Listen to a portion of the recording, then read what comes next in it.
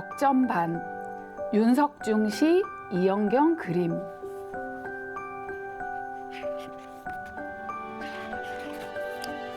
아기가 가게집에 가서 영감님 엄마가 시방 몇 시냐고요. 넉점반이다. 넉점반. 아기는 오다가 물 먹는 닭 한참 서서 구경하고. 넉점반. 아기는 오다가 개미거둥 한참 앉아 구경하고. 넉점반. 아기는 오다 잠자리 따라 한참 돌아다니고. 넉점반. 아기는 오다 분꽃 따물고 니나니 나니나. 해가 꼴딱 져 돌아왔다. 엄마, 시방 넉점반이래.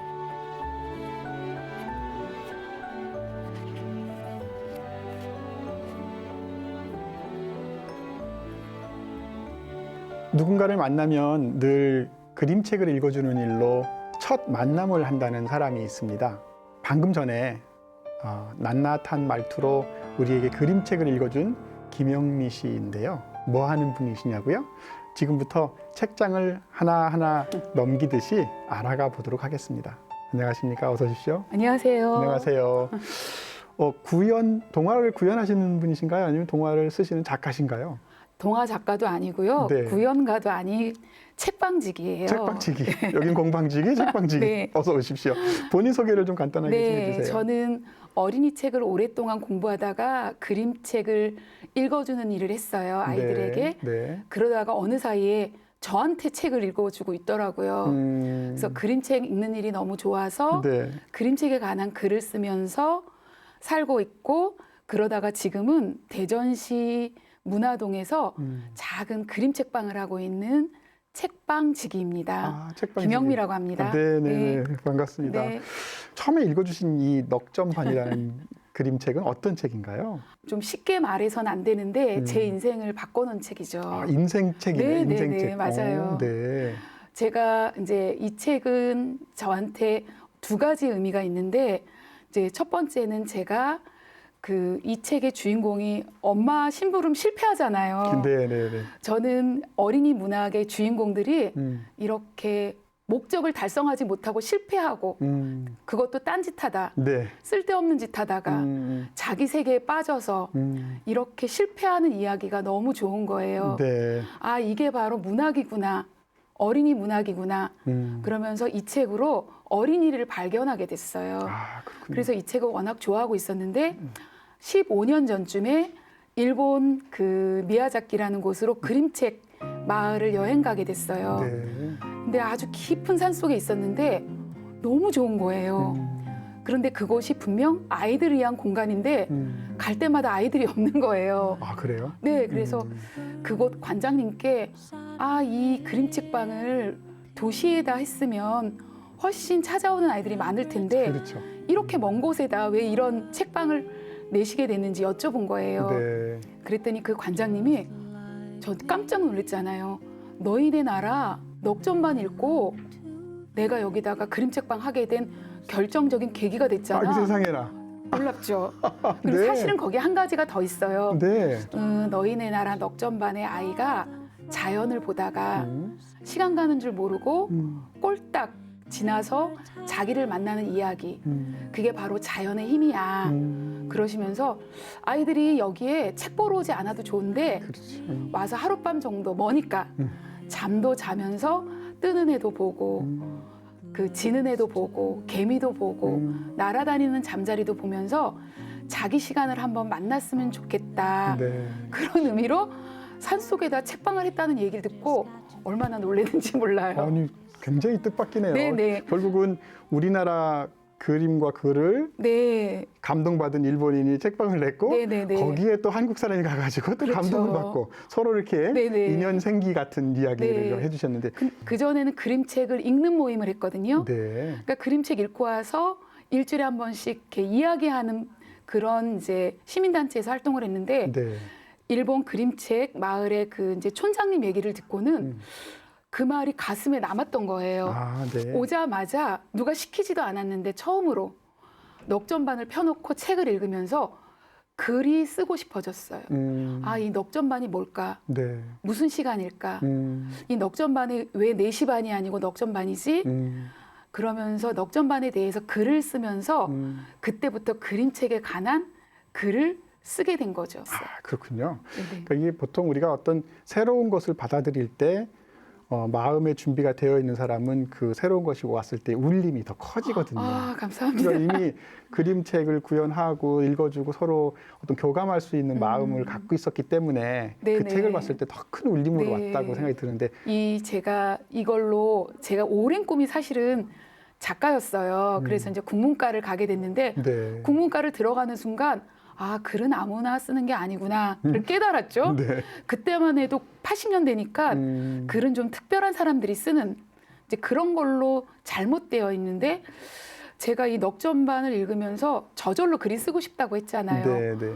그러면서 차곡차곡 글이 써지고 그림책에 관한 글을 쓰는 사람이 된 거예요. 네. 그러면서 그걸로 책을 쓰게 되고 그림책이면 충분하다라는 작가가 된 거죠. 그러면서 그런 시간을 공유하고 싶어서 이제 책방을 하게 된 거예요. 아, 그렇군요. 네. 그러니까 좋아하는 것을 찾아가다 보니까 어딘가 여행을 하게 됐고 여행에서 또 감동을 받았고 다 돌아와가지고 네. 이제 책방까지 내신 거잖아요. 네네네. 저는 그림책에 빚이 아주 많아요. 네. 그림책의 주인공들이 다 길을 떠나거든요. 아, 네. 그리고 옛날 이야기 주인공, 어린이 문학의 주인공들은 다 길을 떠나요. 아, 그렇죠. 집에서 일어나는 일은 없어요. 그래요, 네. 아, 저는 그때까지 한 번도 그 길을 떠나본 적이 없었던 것 같아요. 전망되는 일, 결과가 눈에 보이는 일, 단단한 일, 네. 그런 일만 똑똑 두들겨서 했지 보이지 않거나 그런 일을 용기가 없었던 거죠. 그랬는데 이제 그림책을 읽으면서 그 주인공 흉내를 내기 시작했어요. 저도 모르게. 네. 그래서 어려운 일을 받아들이고 한마디로 말하면 모험심이 생겼다 그럴까요? 네. 그래서 저에게 그림책은 그 용기를 주는 책이었어요. 그리고 사실 저는 이제 서울에서 태어나 서울에서 47년을 살았어요. 아, 네. 뭐 서울이든 부산이든 우리나라에 뭐 그런 걸 가리진 않지만 우리나라에서 공부를 하고 학교를 다니면 경쟁, 그리고 성공, 실패, 뭐 이런 걸로 다 이제 결정되고 거기에서 꼭 누군가를 미워해야 자기가 합리화되고 그렇죠. 그러면서 누군가를 이겨야 돼. 되고 네. 아니면 막 그 열등감. 저는 사실 열등감 덩어리였거든요. 그런데 그림책의 주인공들은 그 멋대로 살고 실패하고 그런 게 저한테 굉장히 좋았어요. 오늘 좀 일본 이야기를 이제 또 하게 되는데 일본의 그 그림책 여행을 이제 여러 번 가게 됐는데 아주 깊은 산 속에 아무도 오지 않는 곳에 작은 그림책방이 있었어요. 네. 근데 70이 넘은 할아버지가 책방을 하고 있었는데 그 책방이 너무 아름다운 거예요. 그거 자체가 벌써 그림 속에 예. 들어간 것 같은데요? 근데 놀랍게도 그 들어가는 입구에 뭐라고 써 있냐면 한때 아이였던 당신에게 점점점 느낌 오시죠? 네, 가슴 뭉클한데요. 근데 제가 그 여행을 그 대전 지역의 어린이집 원장님들이랑 가게 된 거예요. 아, 네네. 근데 원장님들이 책방 들어가기 전에 한때 아이였던 당신에게 그때부터 우는 거예요. 아, 눈물이 핑글 돌아요. 네, 왜 네. 그런지 모르겠지만. 그러면서 내가 한때 아이였던 걸 기억조차 못하면서 내가 무슨 어린이집을 하고 있지? 부터 시작해가지고 그 좀 가슴 찡했던 거예요. 그러게요. 나가노 아주 깊은 산 속이었거든요. 그림 책방을 하고 있니? 라고 여쭤봤어요. 꿈에도 저는 몇 년 후에 제가 책방을 하리라고는 생각을 못 했었어요. 네. 그랬더니 그분이 정말 이렇게 팔짱을 끼시더니 눈을 지그시 감고 한참 생각하시는 거예요. 그러더니 뭐라고 하셨냐면 그림책은 나를 축복해주는 책입니다. 그림책을 읽는 행위는 내가 나한테 너 잘 태어났어. 영미야 너 잘 태어났어 라고 축복해주는 책이라고 얘기하는 거예요. 네, 네. 근데 거기서 제가 무너졌죠. 그러면서 그때 흔들리진 않았지만 속에서는 저희 집 책꽂이에 있는 책들이 다 생각이 났어요. 아, 그 책들이 나를 축복해줬구나. 한 번도 나는 저희 엄마 세대는 아이고 우리 딸 소리 한 번 못 듣고 컸거든요. 아이 저희 시대 다 그랬어요? 그랬잖아요. 네. 그랬는데 그게 없어서 제가 힘들었던 거예요. 그래서 제가 그림책을 그렇게 유난히 좋아했던 거예요. 네. 그래서 저는 그림책이라는 것은 아이들을 축복하는 일, 나를 축복하는 일. 네. 그래서 제가 그림책방 네. 문화동 하면 보문산 있고 네네. 또 노인들이 많이 사시잖아요. 맞아요. 책방에 노인분들이 많이 오시나요? 솔직하게 말하면 많이 오길 바라면서 했는데 관심은 되게 많아요. 왜 노인들 특징이 안 보는 척하면서 보시잖아요. 네. 그리고 모르는 척하면서 다 알고 계시는. 네. 근데 사실 그림책도 낯설고 책방도 낯설고 그런데 이런 동네에 웬 책방이지? 궁금은 하시는데 열고 들어오시는 분은 사실 별로 용기가 없어요. 별로 없으시고. 네네네. 그러시구나. 근데 제가 이제 짐작컨대 관심은 있으실 거예요. 예. 그래서 그분들한테 이렇게 책 읽어주시면 좋아하시나요? 문을 열고 들어오시면 네. 제가 그거 하고 싶어서 책방을 한 거니까 앉으세요. 막 그 잘 보이면서 여기는 책을 읽어주는 그림책방인데 제가 오늘 그림책 한 권 읽어드릴까요? 그러면 다 도망가세요. 일어나면서 너무 낯선 거예요. 한 번도 누군가 아이고 왜 그래요 남사스럽게. 네. 그리고 정말 도망가세요. 그리고 몇 번을 해도 안 읽으세요. 특히 남자 어른은 거의 이제 날 살려라고 도망가는 그 분위기가 너무 어색한 거죠. 네. 근데도 제가 나이가 있잖아요. 이제는 뭐가 무섭겠어요? 그러면서 막 앉혀놓고 책도 읽어주고 이런 일을 왜 하는지도 얘기해주고 이제 마냥 수다를 떨고는 있습니다. 네. 어른들한테 특별히 해드리는 뭐 맞춤형 뭐가 있나요? 제가 작정하고 한 건 아닌데 어느 날 제가 좋아하는 그림책을 읽어줬는데 뭐라 그럴까요? 자기가 자기한테 놀라는 거예요. 내가 지금 왜 이런 얘기를 하고 있지? 나 이런 얘기 한 번도 해본 적이 없는데 그러면서 마음을 연 거네. 예, 그러면서 제가 그 책을 한 100번쯤 읽어줬을 거예요. 근데 제가 거짓말 조금 더 하면 100가지 이야기를 들었어요. 100가지 사연을 이야기한 그림책이 있어요. 네. 네네. 달 밝은 밤 전미화 그림책. 아빠는 비틀거린다. 어제도 그랬다. 엄마가 한숨을 쉰다. 나는 달을 본다.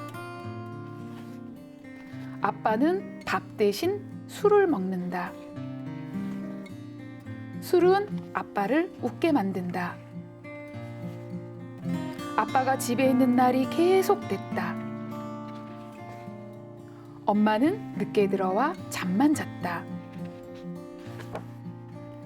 엄마 아빠가 싸우는 밤이면 나는 달을 본다. 달도 나를 본다.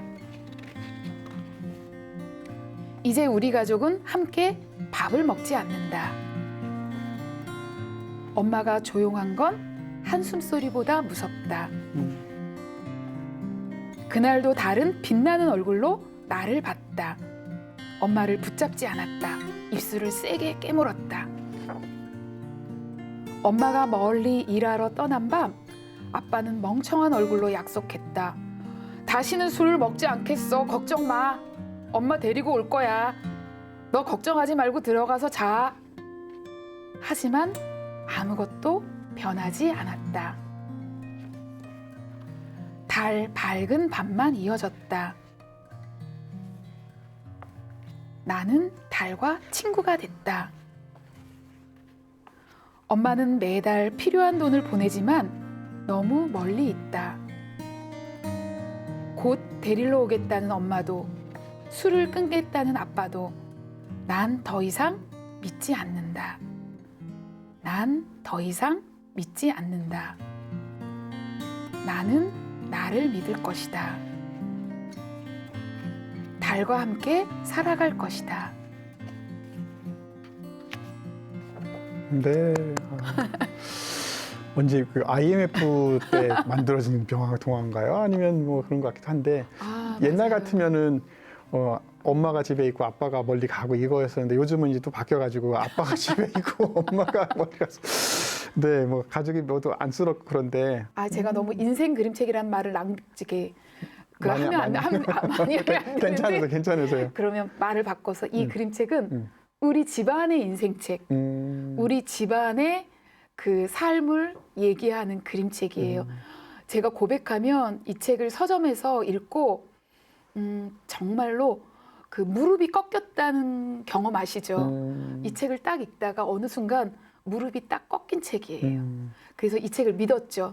그래서 어른들이 오면 무조건 읽어드리는 책이에요. 그래요? 굉장히 오늘 밤새서 얘기해도 못할 것 맞아요. 같긴 한데 책방 주인도 하시고 과거에 책도 쓰셨는데 제가 그 작가님이 쓰신 책의 일부분을 좀 한번 읽어보도록 하겠습니다. 다른 삶을 살고 싶다면이라고 하는 제목으로 짧은 글인데요. 우리가 읽었던 그림책 속 주인공은 힘이 약하거나 딴짓에 정신이 팔려 있었으며 자기만의 길을 찾아 떠났다. 그들은 세상이 말하는 대로 살지 않았다. 세상이 말하는 대로 살지 못하는 것이 부끄러운 줄 알았는데 세상이 말하는 대로 사는 것이 부끄러운 일이 되었다. 네. 이거 뭐 우리 모두에게 사실은 고백 같기도 하고요. 네. 세상이 하라는 대로 사는 것이 꼭 자랑스러운 거냐 아닐 때가 많거든요. 그래서 제가 아까도 말씀드렸지만 저는 그 전망되지 않는 것을 하지 못하는 겁쟁이였어요. 앞으로 나가지 못하는 보장되는 일만 하는 거죠. 그러니까 내 삶을 받아들이지 못했어요. 근데 그림책의 주인공들 힘이 없거나 그 다음에 딴짓을 하거나 산만하거나 뭐 이런 주인공들을 보면서 이게 바로 내 얘기인 거예요. 근데 그들이 모험을 떠나서 바로 자기 자리로 돌아오거든요. 네.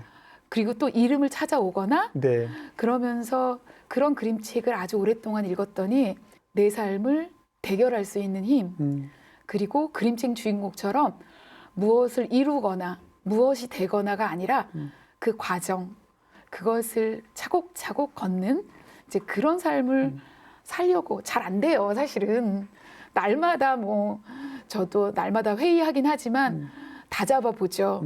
이제 그게 그림책으로 가장 많이 바뀐 이제 거라고 할 수 있겠죠. 아니 이렇게 만나 뵈니까 푸근하시고 읽어주시니까 행복해지고 그러는데 요즘 서점이 되게 안 좋잖아요. 문 닫고 있고 경영난은 좀 없으세요? 저 그 얘기하는 거 너무 싫어해요. 사실은 다 알고 시작한 일이었지만 알고 했다고 해가지고 사실 힘이 되지는 않더라고요.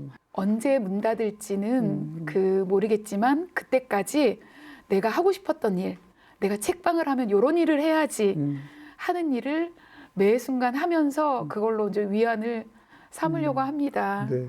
넉점반 이야기 들으니까 시간 가는 줄 모르겠네요.